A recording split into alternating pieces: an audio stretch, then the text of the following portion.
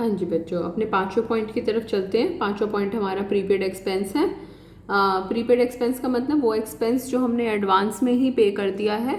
फिर से हम उसी एग्जांपल को लेते हैं। फॉर एग्जांपल अभी जुलाई चल रहा है और अगर हमने जुलाई के साथ साथ अगस्त का किराया भी अगर दे दिया है तो वो किराया हमने एडवांस में ही पे कर दिया। अगर आपको अकाउंटिंग इक्वेशन याद हो तो हमने अकाउंटिंग इक्वेशन को प्रीपेड एक्सपेंस को एसेट साइड में करा था, और जो भी हमारी एसेट होती है, अगर एसेट्स बढ़े तो हम उसको डेबिट करते हैं, तो इसलिए प्रीपेड एक्सपेंस को किया डेबिट और प्रीपेड वर्ड हटा देंगे तो एक्सपेंस को करा क्रेडिट। ऐसे ही आउटस्टैंडिंग होता तो आउटस्टैंडिंग को करना था क्रेडिट और आउटस्टैंडिंग वर्ड को हटा देंगे तो एक्सपेंस को कर दिया हमने डेबिट।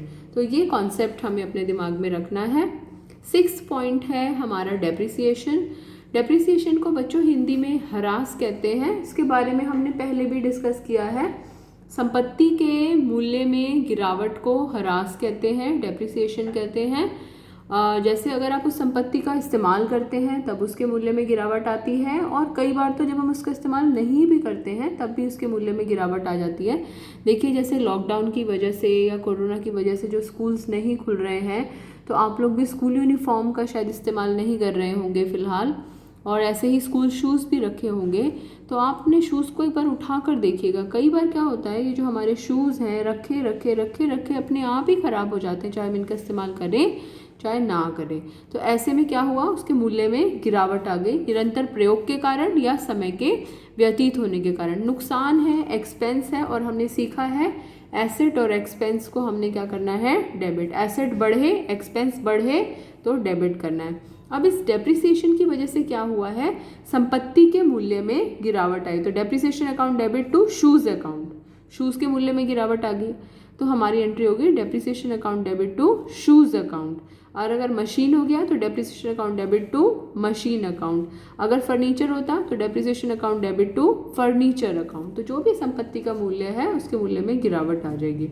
आपको क्या लगता है, सारी संपत्तियों के मूल्य में गिरावट आती है समय के व्यतीत होने के कारण, या कोई ऐसी एसेट्स भी होती हैं जिसमें कि समय के व्यतीत होने के कारण उनका मूल्य बढ़ता है? हमारा आपका लाइव इंटरेक्शन होगा तो उसमें मैं आपसे पूछूंगी ये क्वेश्चन, सोच के रखिएगा कि ऐसी कौन सी एसेट होती है, या क्या ऐसी कोई एसेट होती भी है जो समय के व्यतीत होने के कारण जिसके मूल्य जो है वो घटने की बजाय बढ़ जाता है। 7th पॉइंट देखेंगे, income received in advance. Advance में हमने कोई इनकम रिसीव कर ली। सोच के देखिए, आपको एडवांस में ही कोई इनकम मिल गई। अगर आपको एडवांस में कोई इनकम मिल गई तो आपके ऊपर बोझ है, वो लायबिलिटी है, वो संभाल के रखना पड़ेगा। अगर सोचो आपने किसी को मकान किराए पर दे रखा है और उसने आपको अगस्त का किराया भी जुलाई में दे दिया, अगर वो अगस्त में मकान छोड़कर जाने लगे तो आपको तो वो वापस करना पड़ जाएगा पैसा। इसलिए इनकम रिसीव्ड इन एडवांस हमारे लिए लायबिलिटी। और LCR, लायबिलिटी, कैपिटल और रेवेन्यू को हमेशा हमने क्या करना है, credit. So income received in advance को करा क्रेडिट, तो रिसीव्ड इन एडवांस को छुपा लो तो इनकम को क्या करोगे, डेबिट। तो हमारी जर्नल एंट्री क्या बन गई, income account debit to income received in advance account. अगली ट्रांजैक्शन की तरफ बढ़ते हैं, इसे नोट कर लीजिएगा, ये सारी चीज़ें नोट करेंगे, आगे तक 12th तक आपके सारी ट्रांजैक्शंस काम आएंगी। हाँ जी बच्चे, 8वां पॉइंट डिस्कस करते हैं, एक्रूड इनकम। एक्रूड इनकम वो इनकम जो हमने कमा तो ली है पर अभी हमें मिली नहीं है, ये लिखा है हमने यहाँ पर। एक्रूड इनकम का मतलब वो इनकम जो हमने कमा ली है पर अभी हमें मिली नहीं है। जुलाई का महीना चल रहा है, अगर हम कहीं पर फैक्ट्री में नौकरी करते हैं और अगर हमें जून की सैलरी हमारी ड्यू तो हो गई है पर वो अभी तक हमें मिली नहीं है, तो हमारा उसके ऊपर पूरा पूरा हक बनता है। जिस चीज़ पे हमारा हक बन गया वो हमारी एसेट हो गई। एसेट का मतलब अधिकार, ए से एसेट, ए से अधिकार, तो वो इनकम प्राप्त करने का अधिकार है। हमने पढ़ा था एसेट बढ़े तो डेबिट, तो एक्रूड इनकम को डेबिट। बताइए, अगर एक्रूड इनकम को डेबिट करेंगे तो क्रेडिट किसको करोगे, इनकम को। Very good. तो जर्नल एंट्री क्या बन गई, accrued income account debit to income account. यानी कि अगर आपने एसेट और लायबिलिटी वर्ड्स को याद कर लिया तो ये एंट्रीज करना कोई आपके लिए मुश्किल काम नहीं है।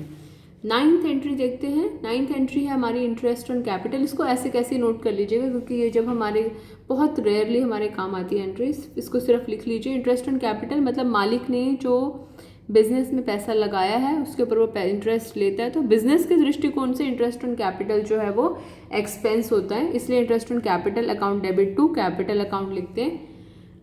सोल प्रोप्राइटरशिप है, अकेला स्वामी है, वो इस पैसे को कहीं लेकर नहीं जा रहा है, इसलिए कैपिटल में जुड़ जाता है, तो केवल इस एंट्री को लिख लीजिए फिलहाल।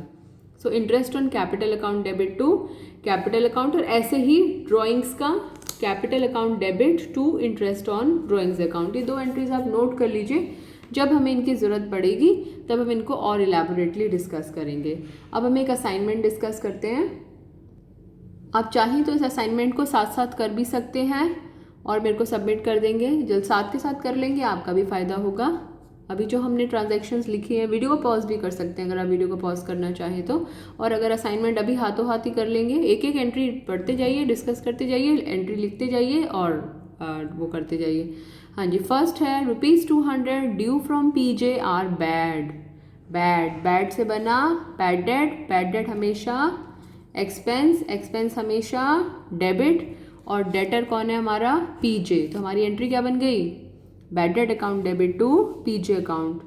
नेक्स्ट है हमारा received cash for a bad debt return of last year, cash receive कर लिया, पिछले साल हमने सोच लिया था भाई ये तो हम पैसे मिलेंगे नहीं और अचानक से मिल गए। हमने कहा था पैसा आए तो किसको बुरा लगता है, कैश आए तो डेबिट, तो फिर क्रेडिट किसको करना है, अभी आपने पीछे नोट्स बनाए हैं उसमें से देखकर लिख सकते हैं। थर्ड है गुड्स गिवन एज चैरिटी दान में, लेकिन बिजनेस के दृष्टिकोण से तो एक खर्चा है, एक्सपेंस है, तो क्या करना चाहिए, लॉस बाय फायर, बिजनेस के दृष्टिकोण से खर्चा है।